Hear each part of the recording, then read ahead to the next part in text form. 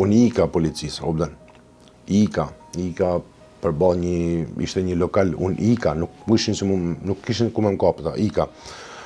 Por, kam pas një moment reflektimi me veten, edhe jam nalë dhe kam thonë që Zot du me talon dorë tane, në qofë se ti menon që unë duhet të arrestuam, unë duhet të ndryshoj jetën teme, është në dorë tane.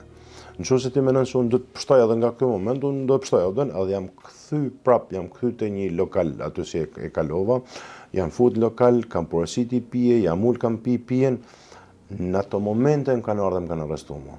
Adin, unë kam kanë ikun, po u ktheva edhe thash Zot të dalon dorë tane. Në qoftë se ti menon se kjo është gjaja, sepse ka herë gjonat është mirë me i lënë në dorë Zotit. Edhe në qoftë se ti Zot menon se kjo është gjaja duhun për mua, që më duhet mu në këtë pikë të jetës teme, unë jam këtu.